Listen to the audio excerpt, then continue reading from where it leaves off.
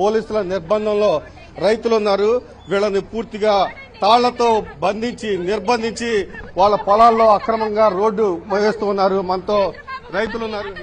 మేము ఎన్నో సార్లు వెళ్ళాం చంద్రబాబు దగ్గర మాట్లాడటానికి, మమ్మల్ని రానివ్వలేదు. ఇప్పుడు మమ్మల్ని కట్టి పడేసి మమ్మల్ని ఈ రకంగా మా రోడ్లు వేసుకుంటున్నారు. మా పొలాలు మేము ఆడవాళ్ళు అని మమ్మల్ని ఈ రకంగా చేస్తున్నారు. మాకు మగవాళ్ళు ఎవరూ లేరు, ఆడవాళ్ళు అని ఈ రకంగా చేస్తున్నారు మమ్మల్ని. మా పిల్లల్ని అక్కడ కట్టిపడేశారు.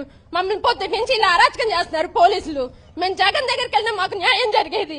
మేము చంద్రబాబుని నమ్ముకున్నందుకు మాకు జరిగింది. మమ్మల్ని ఇలా చంపేసి పడేశారు. మమ్మల్ని చంపేయమనండి, మమ్మల్ని చంద్రబాబు చెప్పండి, మమ్మల్ని చంపేయమని చెప్పండి.